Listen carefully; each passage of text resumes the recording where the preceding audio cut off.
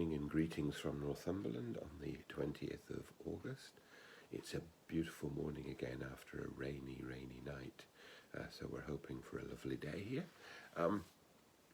Three saints today, and they're from a very different age, but I think there's a thread that holds them together.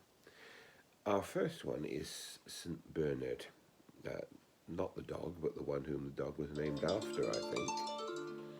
He died in 1153, and he was a member of the Cistercian order. Indeed, you could say that for about 30 years he led the Cistercian order. Cistercians were a form of Benedictines, a reformed Benedictine order, and the thing that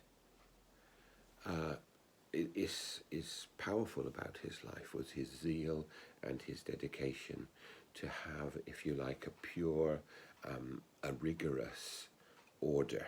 And he sort of commented on church politics, and above all was someone who inspired others to follow him in this reformed Cistercian way. Alongside him, we remember today two people who were not Anglicans, indeed in some ways were outside the church, but were profoundly Christian. William and Catherine Booth, the founders of the Salvation Army. They were both Methodists. They were brought up within the Methodist tradition, Victorians, and graduated to a very zealous form of Methodism, the New Connection, but found that to be not rigorous, zealous, active enough for themselves. And so eventually they founded this society, which eventually came to be called the Salvation Army. The Salvation Army had two overriding principles. One was to evangelize, using their bands, using their playing all the best tunes, and encouraging people to be followers of Jesus. And secondly, the work that they're perhaps even more powerfully remembered for now, their work of service to others in the name of Christ. So you have these three people living hundreds of years apart, 900 years apart nearly, and their work is dominated by this desire to follow Christ effectively and to preach Christ to the world. And they do it in such a way that they push the envelope.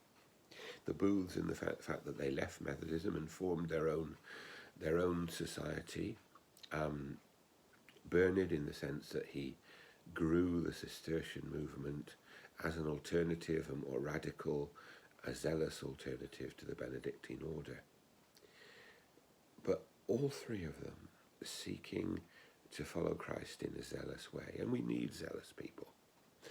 Of course, zealous people are difficult to live with, and zealous people often need the less zealous to surround them, to moderate them, and to help organizations serve Christ in perhaps a gentler and